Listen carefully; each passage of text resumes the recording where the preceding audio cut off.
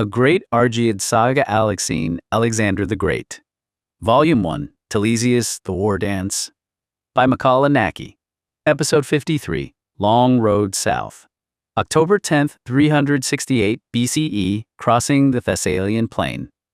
The departure was not a single event, but 1,000 tiny, heartbreaking goodbyes, each one a whisper lost in the metallic clang of a triumphant army. The Thebans marched on, an impersonal force of disciplined might, and with every step they tore away a piece of Macedon's soul. The crisp autumn air bit at Philip's skin, raising goosebumps beneath his linen tunic. The dust of the Macedonian plains swirled around the hooves of the Theban escort, a gritty, choking testament to the political whirlwind that had just swept through Pella.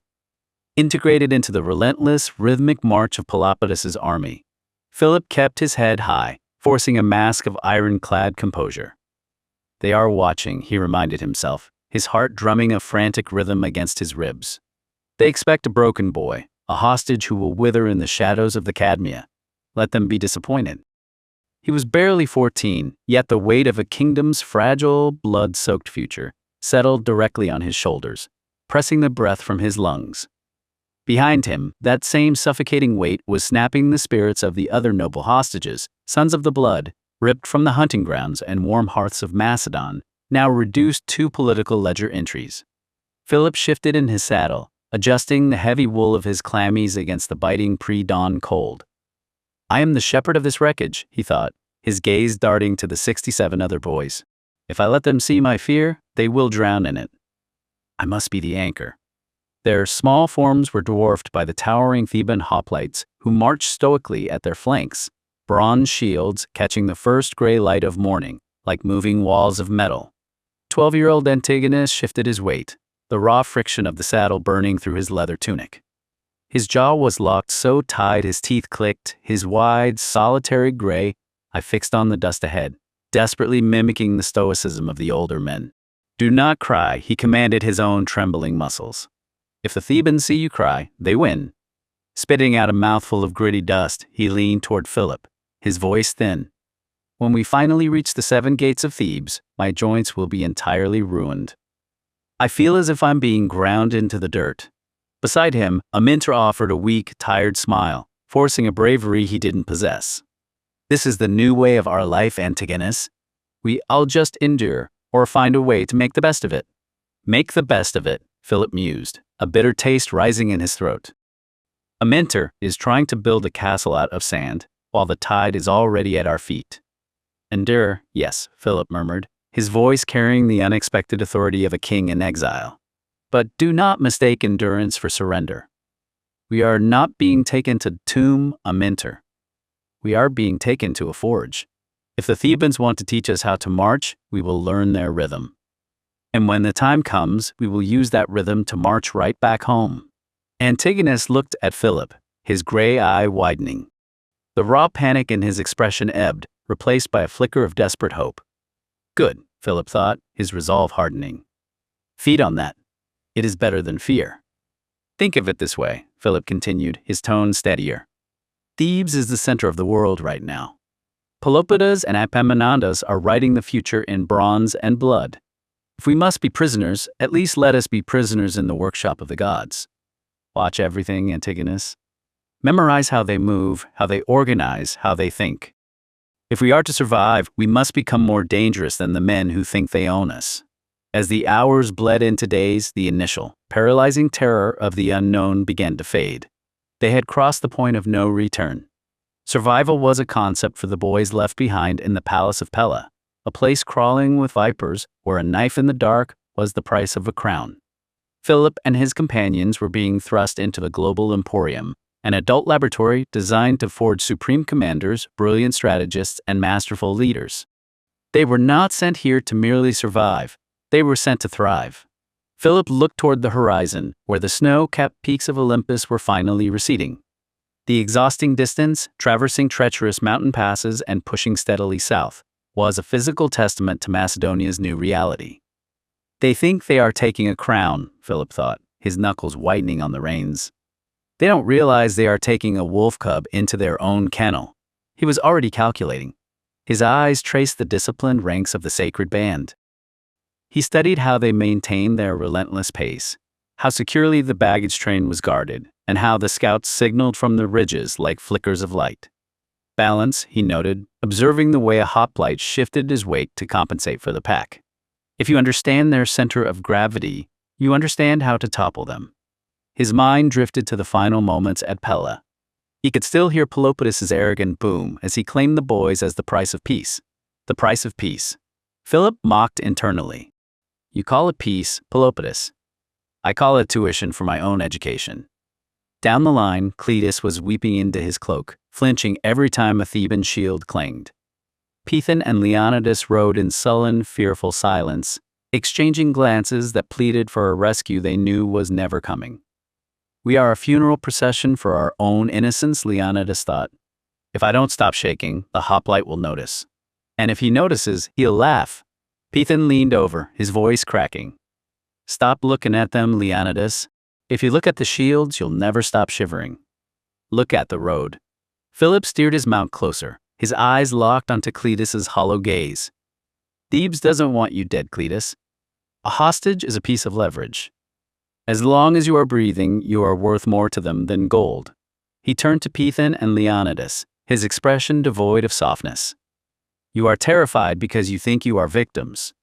You are wrong. You are students in the most expensive school in the world. Look at those hoplites. Do not fear them, deconstruct them.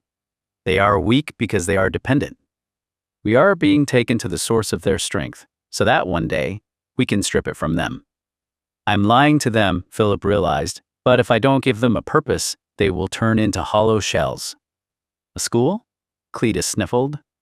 A forge, Philip corrected, his jaw setting with dangerous steel. And we are going to walk into it. Do not let them see you weep. A prince does not offer his enemies the luxury of his tears. Hold your heads up. If we are to be the prisoners of Thebes, we will ensure that when we finally leave, we are the ones who hold the keys. The geography of their exile was a living chronicle of blood and power, a landscape that demanded they shed their youth. As the column transitioned from the jagged, unforgiving cliffs of Macedonia into the shimmering, deceptive horizons of the Thessalian plains, the Macedonian boys did not merely observe the passing miles. They collectively visualized the terrifying geometry of a coming revolution. To them, these were not mere pastures or grazing lands for sheep. They saw the ultimate crucible. This soil was the genesis of their shared Hellenic dream. It was here, upon the scarred earth of the Crocus field, they will back here together, that they would eventually shatter the Phocians, earning the prestige that would elevate Philip to Archon of the Thessalian League. The pivot upon which their collective destiny turned. That victory served as a dark, necessary prelude to the inevitable carnage at Chaeronea in Boeotia. There, the famed Theban and Athenian coalition would finally collapse, and the invincible sacred band would be ground into the dust by the very Macedonian iron they had once held captive. As they rode, the boys were already evolving into a singular predatory force. Philip, Antigonus, Python, Leonidas, Craterus, and a mentor, a brotherhood forged in the frost of the north and tempered in the treacherous halls of Thebes, stood as the pillars of an empire yet to be born. They had grown into the landscape, their souls intertwined with the very dirt they rode upon. Watching them, it was clear that they were no longer disparate hostages, but a collective shadow lengthening over Greece. These fields were canvas for legendary violence. Beside Philip rode his royal pages, Antigonus, Python, Leonidas, Craterus, and a mentor. Nearly 70 Macedonian boys, a brotherhood hardened and polished in the treacherous halls of Thebes, stood as the future pillars of his empire. Leonidas leaned closer, his voice strained. They'd treat these fields as nothing more than a march. They have no idea that the ground beneath their boots is already waiting to be soaked by our own blood, and the blood of those who will try to take it from us. Let them believe we are only counting our steps, Python whispered. While they march to keep the peace, we are marching to understand how to break it. Philip nodded, his grip tightening. The road was a theater of ghosts and future kings. When they reached the gates of Thebes, they would not be the boys who left Pella. They would be the architects of a new world, returning to burn the old one to the ground. Philip watched the legendary Thessalian horsemen riding alongside the Theban vanguard. He stripped away the spectacle to see the mechanics of power. He saw how the riders moved, fluid, erratic, and deadly, and he mentally bound them to his vision of a new Macedonian strike force. Whoever truly unifies and weaponizes these planes doesn't just protect their border. They hold the key to the throat of all Greece. A heavy hoofbeat broke his thoughts. General Parmenion pulled his massive warhorse alongside the prince. The veteran commander looked at the weeping boys, then down at Philip, his weathered face an unreadable map of campaigns. "I do not know how you truly feel, young prince. You or your boys," Parmenion said, his voice a grounding resonance.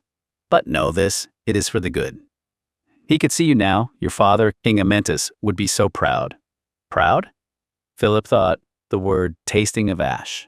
"He left me a kingdom of crumbling walls and vultures. He should be wary of what I'm becoming." Philip didn't look away from the southern road. "I know this road will take us somewhere," he replied, a dark, quiet intensity cutting through the chill air. "Far better places than Pella. It is an escape from that house filled with vipers." A faint, approving glint flickered in Parmenion's sharp eyes. He leaned in, his voice dropping to a gravelly whisper. "If you think of it that way, you are lucky. Do not see this as a prison, Philip. See it as an armory. In Thebes, you will learn from legends.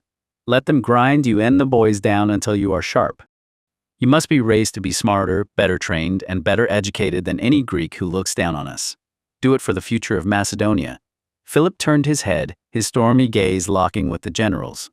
The fear had been cauterized, replaced by a cold, unyielding Argead fire.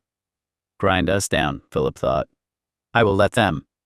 I will let them shape me until I am the blade that severs their own hands." "I know, General," Philip said, his voice steady. "I won't cry, and I won't give up." Parmenion gave a single, firm nod before pulling his mount back to cover the flanks. The Forge of the South was already working its alchemy. Every milestone ground away Philip's childhood naivety, replacing it with a geometric understanding of geopolitics. He glanced at Cletus, feeling a fierce, new purpose. "They think they are bringing home docile sheep to ensure their peace," Philip mused, watching the Theban banners. "They don't understand that they are giving the wolves the keys to their own armory. They believe they are locking Macedonia in chains. They have no idea they are mapping out the exact highway I will use to tear their world apart." He looked ahead at the hazy outline of the southern mountains. This journey was an exile, yes, but it was also a blueprint. They would go down as frightened children, but they would return as the architects of an empire. "Let them teach us everything," he thought, his eyes narrowing in the sunlight. "By the time we walk back across these plains, they will wish they had left us in the dust of Pella." The first few days out of Pella were a blur of dust and apprehension for young Philip. The Great Road, a relatively well-maintained artery, stretched eastward, flanked by sprawling fields that still bore the faint scent of the recent harvest. The air, crisp and biting in the early mornings, warmed slowly under a pale autumn sun. The Theban army was a disciplined behemoth, its bronze and leather gleaming, its marching columns churning the dry earth into a fine, pervasive powder. Philip, astride his pony, rode among the small troop of royal and noble boys. He could hear the younger ones in the carriages behind him, soft murmurs, a muffled cry, or the occasional burst of nervous giggles, quickly shushed by their Macedonian attendants. His initial apprehension had begun to give way to a detached observation. He studied the Thebans, their unwavering pace, the way their officers communicated with subtle hand signals, the sheer, quiet efficiency that had shattered Sparta. The scenery changed subtly, a gradual transition from the cultivated plains of central Macedon to rolling hills dotted with sparse oak and pine. The air grew cooler, carrying the damp scent of unseen rivers. Each evening, the Theban army established camp with practiced precision. They favored open, defensible ground near a water source. The sound of hammers driving stakes, the low hum of voices, the crackle of 100 small fires being lit. It was a symphony of disciplined order that fascinated Philip. He would watch the Theban soldiers moving with purpose, setting up their tents, sharpening their spear tips, never truly at ease, even after a long day's march. On one particular night, under a sky that stretched out like an infinite velvet tapestry, the boys paused to gaze upward. They stood in breathless silence, hearts momentarily stilled by the sight of the Milky Way. a brilliant silver-white river of stars cascading across the heavens. To the common folk, it was the spilled milk of Hera. To the boys, it was a map of divine ambition. Trillions of flickering lights burned with an ancient, cold indifference, each star a silent sentinel in the cosmic architecture of the Olympians. They traced the constellations with whispered reverence, speaking of the heroes and monsters Zeus had cast into the firmament to serve as eternal reminders of his will. There was Orion, the hunter, forever chasing his prize across the dome. There was the great bear Callisto, placed among the stars to escape the mortal wrath of Hera. It was a cosmos defined by transfiguration, a realm where even death was not an end, but a transformation into something immutable. Yet, as Philip looked up at the fractured divine starlight, his mind refused to succumb to the wonder of the cosmos. While the others saw the handiwork of gods, Philip saw only the mechanics of power. He thought of the constellations not as myths, but as legacies, men and beasts who had dared to act and were immortalized only because their actions had rippled through the fabric of the world. The gods transform men into light because they are jealous of what men can build, Philip thought, the cold wind biting at his skin. They place them in the sky so they are forever out of reach. But I do not want to be a constellation cold and distant. I want to be the hand that moves the earth. Restless, his mind a whirlwind of tactical calculations that refused to settle, he eventually turned his back on the infinite. Drawn by a curiosity that bordered on compulsion, he slipped from the Macedonian tents to find firmer ground for his thoughts. Antigonus, ever watchful and sensing the prince's intent, joined him silently, followed soon by Amyntar, Python, and Leonidas. They moved like ghosts through the camp, their eyes pulled away from the celestial expanse and toward the distant, steady glow of the Theban command fire, a beacon of cold terrestrial authority in the sprawling, slumbering darkness. They crouched behind a low rise, the dry grass muffling their presence, and peered toward the light. Pelopidas, his back to the moon, was hunched over a large map spread across a low table, the parchment taut end shimmering. He spoke in hushed, intense tones with Charon, their voices low, rhythmic murmurs that barely carried against the vast silence of the night. Look at them, Philip thought, his eyes tracking the way Pelopidas's calloused finger traced a line across the terrain. They don't sleep. They don't indulge. They build empires while we are still learning how to stand. The silver light of the moon, combined with the warm, dancing glow of the fire, starkly illuminated the general's chiseled profile. His face, etched with the lines of relentless purpose, betrayed no hint of fatigue. He was a figure of unyielding focus, his mind perpetually on the next campaign, the next stroke of Theban hegemony.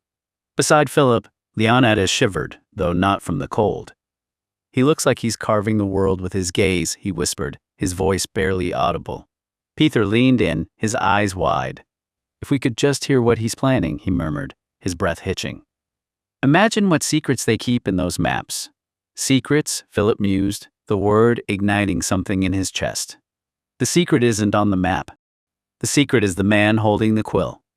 A fresh surge of awe tinged with a chilling, sharpening intimidation washed over Philip. This was not merely a general. This was a force of nature, a mind constantly at work, a man whose very being was dedicated to the relentless pursuit of his city's agenda. Do you see how he holds his head? Amyntar whispered, pointing. He doesn't even blink when Charon disagrees. He doesn't disagree, Philip observed, his voice cold and analytical. He is teaching. Watch. Pelopidas isn't just commanding. He is molding the men around him to think exactly as he does. That is the genius of it, Philip realized, his pulse quickening.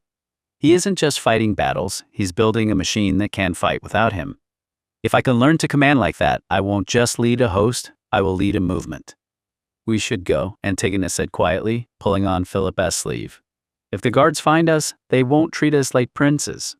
Philip took one last look at the scene, the flickering fire, the map that defined the fate of thousands, and the man who held the power to redraw it. Yes, Philip agreed, turning back toward their tents. Let's go. We have everything we need. As they retreated into the dark, silent shadows, the image of Pelopidas's unwavering intensity burned into Philip's mind, a permanent template for his own future greatness. Work on, Pelopidas, Philip thought, his stride purposeful and rhythmic. Show me exactly how you forge your power. By the time I'm finished watching you, I will know how to break the very machine you are building. The house of pleasure was a cathedral of the senses, though it worshipped no god but appetite. It did not merely trade in the standard coin of Athenian knights, the transient lust of pretty girls, or the practiced allure of talented entertainers, but in a more profound, corrosive currency. It trafficked in liquid decadence, a curated library of forbidden intoxicants gathered from the furthest, most dangerous fringes of the map. Here, the air was a physical weight, thick with the scent of crushed jasmine and the sharp, resinous tang of burning frankincense, a heavy, sanctified smoke intended to mask the underlying scent of decay. Beneath the cloying, sugar-thick aroma of open fermentation that hung like a fog over the tables, there was the faint, metallic tang of spilled blood and unwashed bodies. Deep crimson drapes of Tyrian purple velvet, heavy with dust and age, hung in motionless folds, muffling the chaotic pulse of the city outside. Gold leaf pillars rose like gilded skeletons into the shadows of the ceiling, and the light from hundreds of flickering oil lamps, perfumed with bitter myrrh, cast a bruised, amber glow across the mosaic floors. It was a place designed to dissolve the boundaries of the self. Behind every velvet curtain, the house offered a different variety of oblivion. Here, a violet-tinted draft from the east that promised prophetic dreams. There, a resinous oil from the African coast that turned touch into a searing, electric symphony. To enter was to surrender one's humors to the master of the house. For the patrons, it was an escape from the rigid, suffocating morality of the assembly and the cold, unyielding stone of the agora. For Lysandra and Menander, however, it was a laboratory. They watched as high-born men, their faces etched with the strains of political combat, systematically dismantled their own reason, glass by glass, drop by drop. They come here to lose their edges, Lysandra thought, her eyes scanning the room with clinical detachment. They shed their titles, their lineages, and their cautious, calculated masks, unaware that in doing so, they are stripping themselves naked before a predator. The girls of the house were not merely performers, they were highly skilled artisans of the dark. They were draped in diaphanous silks that clung like water, their skin painted with oils that shimmered in the low light. Some played the kithara with a haunting, melancholic precision that bypassed the mind and struck directly at the heart's hidden grief. Others moved with a feline, calculated grace, trained to interpret the slightest tremor of a patron's hand or the frantic dilation of a pupil, knowing exactly when to offer a soothing touch and when to press for a secret. For the house, information was the true gold. The drink simply loosened the tongue, but it was the skill of the women, the way they could tease a confession out of a man as easily as they teased the melody from a string, that fueled the machinery of the gilded veil. Menander, standing in the periphery, watched it all with the practiced eye of a guard. He understood that this house was a hive of whispers, a place where the stability of Athens was constantly being eroded by the very men who claimed to uphold it. Every cup they drain as a confession, Menander mused, his hand lingering near his belt. They think they are buying pleasure. They have no idea they are paying for their own ruin. Lysandra and Menander moved through the periphery, ghosting the edges of the light. Her satchel was not merely leather and strap. It was a vault of illicit potential, heavy with the weight of her trade, potent aphrodisiacs distilled from rare petals, soporific tinctures that silenced the scream of a troubled conscience, and aromatic oils designed to heighten the senses until the mundane world simply shattered. They moved with the cold, calculated necessity of predators. The house had recently begun experimenting with upgraded volatile experimental substances that walked the razor's edge between blinding euphoria and fatal, irreversible delusion. The master of the house, ever the pragmatist, required a healer on call, an artisan of life and death, who could mitigate the damage of a bad turn in absolute, chilling silence. Lysandra brought Menander not just for the steel he carried at his hip, but for the expansion of their own quiet empire. Hidden within the lining of her satchel sat their own proprietary stock, a dangerously pure grade of processed opium, and Lysandra's true masterpiece, a magical elixir. At once aphrodisiac, seductively hypnotic, and subtly self-destructive. This is the true harvest, Lysandra thought, her fingers tracing the glass vial through the thick leather. We do not just heal these broken men, we cultivate them. We provide the ecstasy they crave, and in doing so, we sharpen the hunger that consumes them. Menander leaned close, his voice a low vibration against her ear. The room is thick with them tonight, Lysandra. The Archon's nephew is at the center table, already 3 cups deep in the Persian reduction. He looks like he's trying to swallow the room whole. Lysandra adjusted her satchel, her expression impassive. Good. He is our opening. He's rich, his lineage is rotting, and he has a desperate need to feel something other than his own mediocrity. He is a masterpiece of a mark, Menander mused, watching the young noble with a hunter's patience. A few drops of our elixir, and he will be weeping for the chance to beg for our favor. Stay close, Lysandra murmured, her eyes mapping the weaknesses in the patron's postures, the tremors in their hands, the subtle desperation in their gazes. If he takes the bait, he'll crash before the night is out. I need you to ensure no one else interferes when I step in to save him. I am already the shadow at his back, Menander replied, his hand lingering near his belt. We are stripping them of their autonomy, layer by layer, he thought, his pulse steady and cold. Once they are broken, they are ours to rebuild or ours to discard. Lysandra's gaze met as for a fraction of a second, a silent communion of steel and ambition. We are not here for their gold, Menander. We are here for their collapse. Every illness I catalog is a rung on a ladder, and every powerful man I save is a tether I have tied to the higher stage of the political arena. They are nothing but puppets, then Menander whispered, a thin, jagged smile touching his lips. And we are the only ones holding the strings. Exactly, Lysandra breathed, stepping out of the shadows. Now, let us go and offer our version of salvation. Xenophon of Corinth, owner and proprietor of the Gilded Veil, stood by the sideboard like a spider at the center of a web. The oil lamps flickered, casting long, dancing reflections in his eyes, a predatory, avaricious gleam that marked him as a man who weighed human life only in drachmae. He watched Lysandra approach, his smile so thin it seemed like a scar on his face. You are early, healer. The demand has grown, Lysandra replied, her voice clipped, her focus razor-sharp. Your patrons are drinking things that defy the humor Xenophon. You need me here if you don't want a corpse on your silk cushions. You desperate hollow man, she thought, locking eyes with him. You think you command this room, but you are merely feeding the bonfire that will eventually consume your own house. She handed the delivery to him, her eyes scanning the room. Menander, her constant shadow, and the steadying pulse to her clinical fire, stepped from behind a velvet curtain. His face, usually an unreadable mask of composure, was etched with a rare, jagged line of tension. He pulled Lysandra aside, his voice a low, urgent blade that cut through the drone of the music. The high-marked patron, Menander hissed. He's been sampling the Persian reduction. He collapsed mid-sentence in the inner sanctum. Xenophon is playing the host, but the room is beginning to sense the rot beneath the silk. The Archon's nephew, Lysandra realized, her blood turning to ice. If he dies, the city will tear this place, and us, to the ground. Clear the way, she murmured, her command absolute. They surged forward, their strides long and purposeful. The atmosphere in the main hall fractured.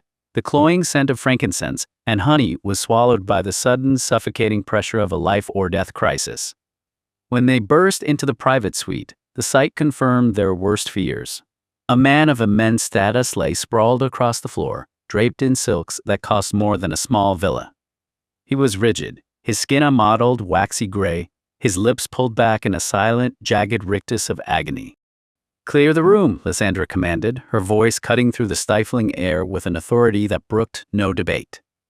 Menander turned to the doorway, his hand resting instinctively on the hilt of his concealed knife. He became a silent sentinel, his mere presence forcing the cowering servers and wide-eyed entertainers back into the main hall, like a dam holding back a flood. Xenophon loomed in the threshold, his shadow stretching long across the silk rugs. He didn't look at the dying man, he looked at his ledger, the mental tally of incoming gold. A nuisance, he thought, his irritation boiling beneath the surface. A minor disturbance in an otherwise perfect night. Make it quick, healer, Xenophon hissed, the smooth edge of his voice sharpening into a razor of impatience.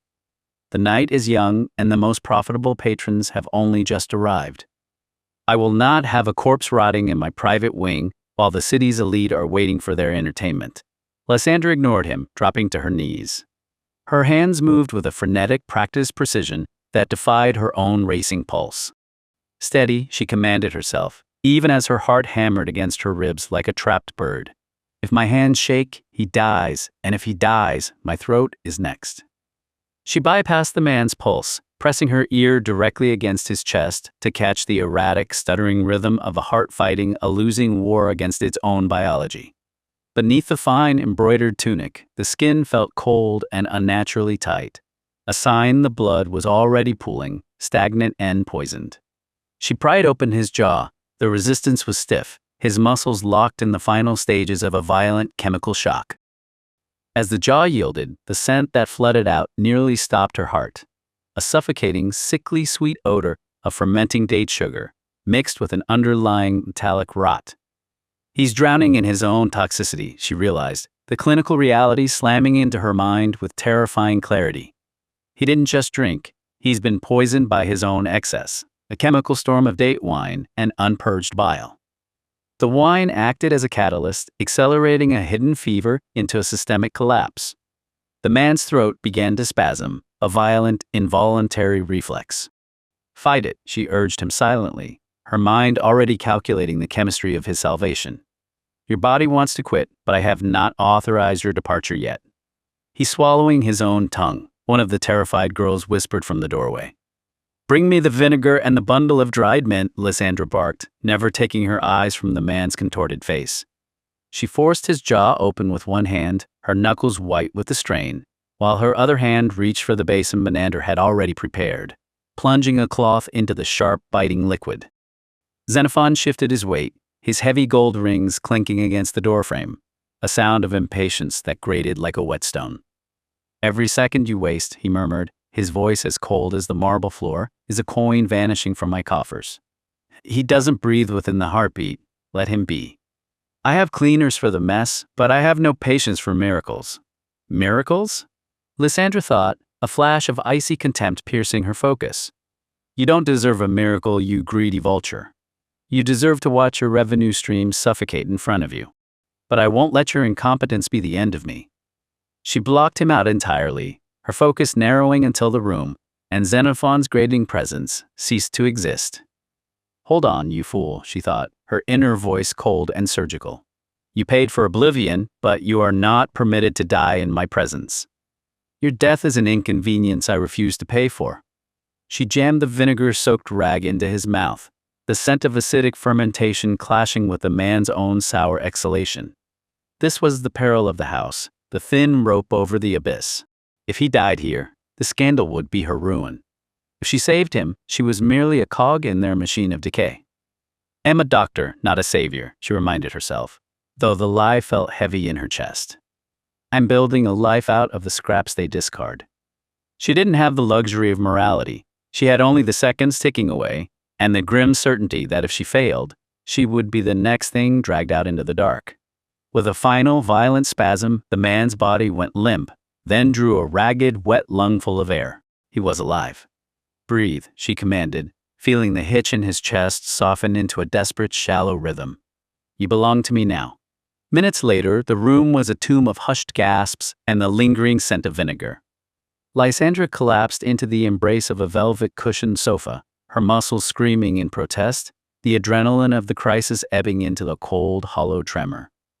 Menander stood guard by the door, his eyes scanning the hallway like a wolf circling a wounded pack. His posture was a mask of relaxed indifference, but his hand hovered inches from his concealed blade, a coiled spring of violence held in check. A girl named Gilda approached, her hands trembling so violently that the silver tray rattled against the flutes. It was not wine, but a chilled infusion of citrus and water. Lysandra took the cup, her fingers brushing against the girl's cold skin. She offered a weary, genuine smile, though it did not reach her eyes. Thank you, child. Anything else? Are you holding together? You look as pale as the moon, Gilda. Gilda merely nodded, her eyes wide, haunted by the near death she had just witnessed. Lysandra reached out, her touch maternal and disarming, gently pulling the girl down to tuck a stray lock of hair behind her ear. She kissed her cheek, her voice dropping to a low, intimate murmur that hummed with hypnotic intent. Let me know if you ever need help, sweetheart. Truly. Come visit my shop when you have a moment of peace. She leaned closer, her breath warm against the girl's skin, her tone shifting from the healer to the spider. And keep your ears open for me. I'm looking for the men who hide their pains behind silk, the rich, the powerful, those who suffer in silence and need a healer they can trust. Listen to what they whisper when they think the wine has stolen their caution. Gilda nodded, eyes glassy and obedient, entirely unaware of the currents moving beneath Lysandra's calculated kindness. Menander watched the interaction from the threshold, his expression unreadable, though a shadow of grim approval flickered in his eyes. She is perfect, Menander thought, watching Gilda retreat into the shadows. The girl is already ours.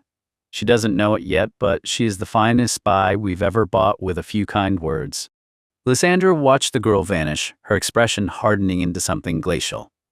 They believe I want to heal them because I'm a woman of mercy, she mused, her eyes tracing the opulence of the room with a gaze that saw only assets and weaknesses. Let them believe it. Let them mistake my ambition for virtue. They do not need to know that every illness I catalog is a rung on a ladder, and every powerful man I save is a tether I have tied to the higher stage of the political arena. I'm stitching them back together only so I can pull the threads later. Stepping out of the house, the cool night air hit her like a long-awaited reprieve.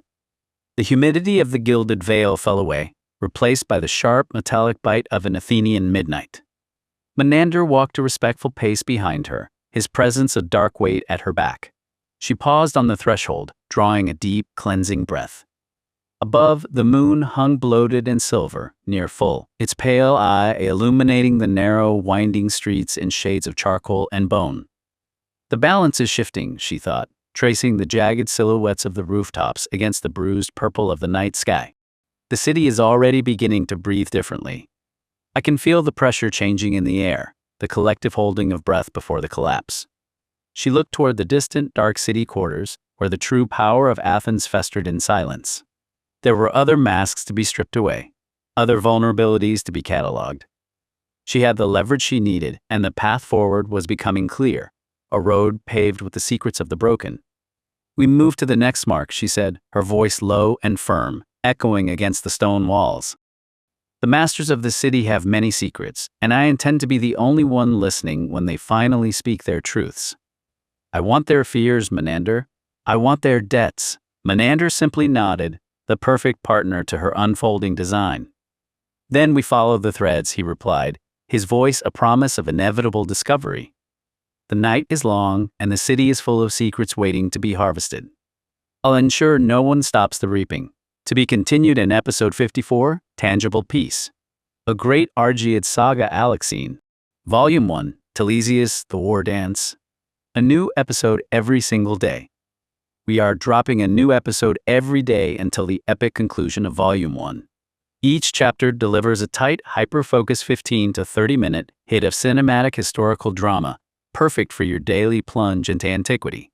Watch and listen now. Watch the cinematic video trailer. Listen to the full saga now. Bookmark Volume 1, Telesias playlist. And Divine Oracle playlist. Join the Vanguard. Subscribe to follow the bloody rise of the Argead dynasty. Thumbs up to help push our Vanguard through the algorithm's gauntlet. Comment below.